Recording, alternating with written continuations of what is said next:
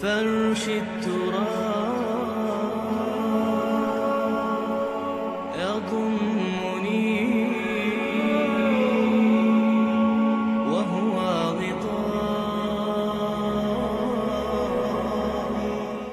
ولا تجد اکثرهم شاکرین، اور تو دیکھے گا کہ ان کی اکثریت تیری شکر گزار بندوں پر مشتمل نہیں ہوگی۔ یہ چیلنج تھا،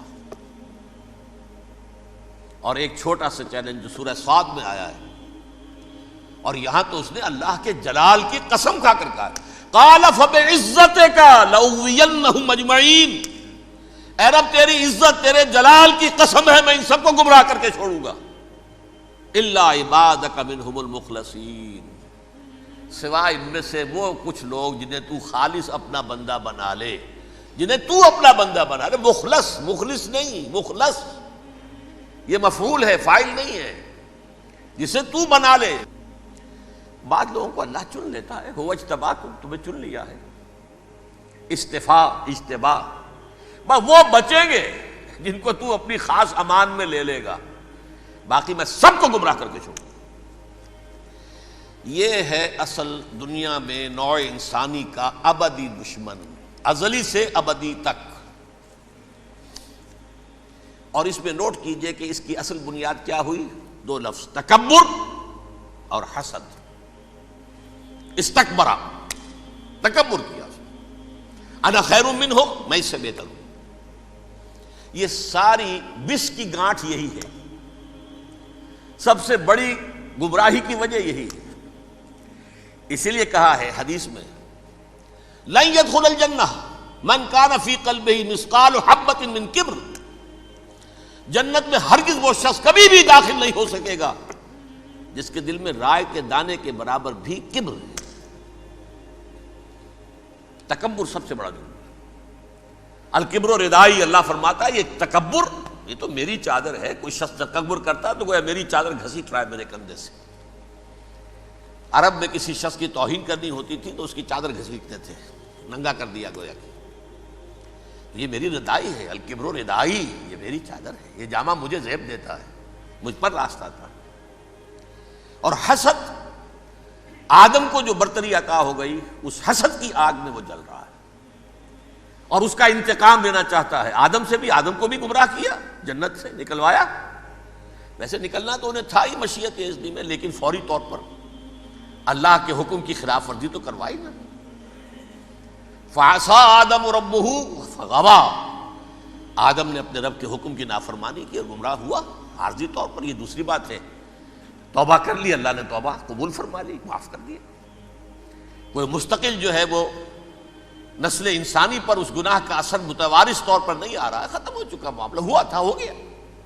فتلقى آدم من ربہ کلمات فتاب علیہ انہ هو التواب الرحیم۔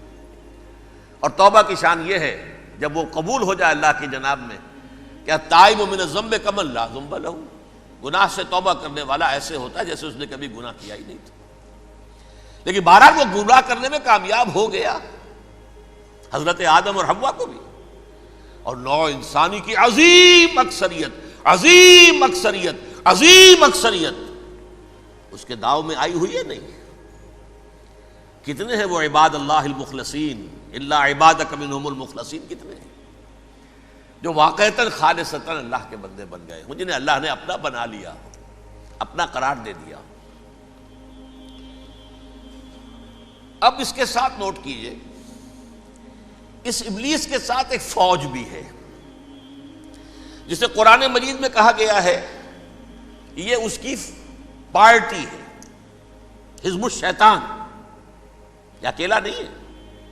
ایک تو وہ عزازیل ہے، اس کی طویل ترین عمر اللہ نے دے دی، وہ تو قیامت تک رہے گا۔ باقی بھی جنات جو ہیں ان کی نسل میں سے، یا اس کی نوع میں سے، اس کی نسل میں سے، جنات کی عمریں انسانوں کی عمروں سے زیادہ ہیں، بہت زیادہ ہیں، لیکن پھر بھی اتنی نہیں ہے۔ یہ خاص ہے اس کا معاملہ کہ اس نے کہا تھا رب انظرنی الی یوم یبعثون، مجھے دے دے مہلت اس وقت تک تاکہ میں ثابت کر کے دکھا دوں کہ جسے تو نے یہ خلافت دیا یہ اس کا اہل نہیں ہے۔ Let me prove this point. ولا تجد اکثرہم شاکرین، تو ان کی اکثریت کو شکر گزار نہیں پائے گا۔ وہ ابلیس جو ہے وہ ریکروٹ کرتا ہے اپنے فوجی، اول تو خود جنات میں سے، جو اس کے نمبر 1 لشکری ہے۔ قرآن مجید میں اس کا اشارہ دیا گیا ہے، انہو یراکم ہوا وقبیلہ من حیث لا ترونہم۔ دیکھو لوگو، اے انسانوں، وہ ابلیس لعین عزازیل اور جو اس کے قبیلے کے لوگ ہیں، جنات ہیں، وہ تمہیں وہاں سے دیکھتے ہیں اور تاکتے ہیں اور حملہ کرتے ہیں جہاں سے تم انہیں نہیں دیکھتے۔ وہ غیر مرئی ہیں، انویزیبل ہیں، تمہیں نظر نہیں آتے۔ ویزیبل دشمن کا وار تو روک لو گے، انویزیبل کا کیسے روکو گے؟ انہو یراکم ہوا وقبیلہ، اکیلا ہی نہیں ہے وہ تو تمہیں تاکتا ہے، تم پر حملہ کرتا ہے، گھات میں لگ کر جو ہے تمہارے اوپر حملہ کرتا ہے، وہ بھی اور اس کے ساتھ اس کے قبیلے کے لوگ جنات بھی، من حیث لا ترونہم، جہاں سے کہ تم انہیں نہیں دیکھتے۔ لیکن اس کے علاوہ وہ انسانوں میں سے بھی ریکریوٹ، رنگ روٹ وہ برپا کر، وہ جو ہے ان کو اپنے پاس رکھتا ہے فوج کے اندر، جس کی سب سے بڑی مثال کیا ہے؟ سورہ مجادلہ میں اللہ تعالیٰ نے منافق، حالانکہ وہ کون تھے؟ بظاہر حضور کا کلمہ پڑھنے والے، حضور کے پیچھے نماز پڑھنے والے، اسلام کا دعویٰ کرنے والے، ان کو اللہ فرماتا ہے اولئک حزب الشیطان الا ان حزب الشیطان هم الخاسرون، یہ شیطان کی پارٹی کے لوگ ہیں۔ وہاں مقابلے میں آیا ہے اولئک حزب اللہ الا ان حزب اللہ هم المفلحون۔ یہ دو پارٹیاں ہیں، حزب اللہ اللہ کی پارٹی جو اس کے مخلص بندے ہیں، وہ اللہ کی پارٹی، اور جو شیطان کے مرید بن گئے اس کے ہاتھ پر بیعت کر لی، لہذا وہ اس شیطان کی پارٹی کے لوگ ہیں، چاہے وہ انسان ہو چاہے جن ہو۔ تو انسانوں میں سے بھی اس کے حزب میں، اس کی پارٹی میں اس کے ایجنٹ ہیں اور بہت ہیں، بلکہ بہت سے تو ایسے ہیں کہ جو جنات کے بھی کان کتر دیں، ان کو بھی شیطنت سکھا دیں، پڑھا دیں۔ لیکن اب ایک بات سمجھیے، ایک دنیا میں نسل اور قوم بھی ایسی ہے جو ایک خاص وقت سے بحیثیت مجموعی من حیث القوم ابلیس کی ایجنٹ بن گئی ہے۔ وہ کون ہے؟ وہ یہودی ہے۔ یہ یہودی قوم جو ہے، اس میں ایک تو کچھ یہ کہ ان کی فطرت کے اندر یہ تھا کہ ہم ہیں اصل انسان، باقی انسان جو ہے وہ انسان نما حیوان ہے، ان کی کوئی حیثیت ہی نہیں۔ ہم ہیں اصل انسان، نحن ابناء اللہ واحباؤہ۔ باقی یہ جنٹائلز، یہ گوئمز، غیر یہودی، یہ تو حیوانات ہیں۔ اب جیسے کہ انسانوں کو حق ہے کہ حیوانوں کو ایکسپلائٹ کریں، استعمال کریں۔ گھوڑے کو آپ تانگے میں باندھتے ہیں کہ نہیں؟ اس کی پسینے کی اور محنت کی کمائی ہے جو کھاتا ہے تانگا چلانے والا۔ البتہ یہ ضرور ہے کہ چونکہ اگلے روز پھر جوتنا ہے تو کچھ نہ کچھ تو اسے بھی کھلائے گا نا، اپنی کمائی میں سے کچھ دانے کھلائے گا، کچھ اور گھاس دے گا۔ یا بیل کو جوتنا ہے ہل میں تو کچھ نہ کچھ اس کو دینا ہوگا کھانے کو، لیکن پھر اسے استعمال کرنا ہے۔ تو ان کا مستقل قول یہ ہے کہ اصل انسان ہم ہیں، باقی پوری نوع انسانی ہمارے لیے حیوانوں کے درجے میں، ہم چاہیں جس طرح انہیں استعمال کریں، ایکسپلائٹ کریں، دھوکہ دیں، جیسے چاہیں، لوٹیں، کھسوٹیں، سب کچھ کریں، بدعہدی کریں، ان سے سود لیں، سب کریں، جو بھی ممکن طریقہ ہو، یہ ہمارے لیے ہم ڈومینیٹ کریں گے، اور یہ در حقیقت ہمارے اعلی کار ہیں۔ ایک تو اس اعتبار سے یہود بقیہ پوری نوع انسانی کے دشمن بن گئے۔ قرآن مجید کی وہ آیت بھی میں نے آپ کو سنائی ہے،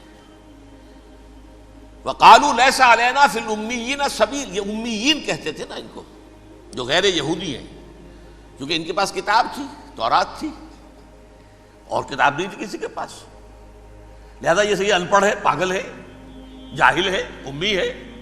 ہم ہیں صاحب کتاب، ہمارے پاس شریعت، ہمارے پاس کتاب، یہ لوگ ان پڑھ ہیں، جاہل ہیں۔ لیس علینا فی الامیین سبیل، ان امیین کو ہم لوٹیں، کھسوٹیں، دھوکہ دیں، فریب سے جو کریں، چوری کریں، ڈاکہ ڈالیں، جیب کے قطرے، جس طرح بھی کریں ہمارے لیے جائز ہے، ہمارے اوپر کوئی گرفت نہیں ہوگی۔ اللہ تعالیٰ ہم سے یہ نہیں پوچھے گا تم نے جھوٹ کیوں بولا تھا اس کے ساتھ، تم نے وعدہ خلافی کیوں کی تھی اس کے ساتھ، تم نے کیوں دھوکہ دیا تھا اس کو، تم نے کیوں اس کا مال جو ہے غبن کر لیا تھا، ہڑپ کر لیا تھا، نہیں، ہم پر پوچھ نہیں ہے۔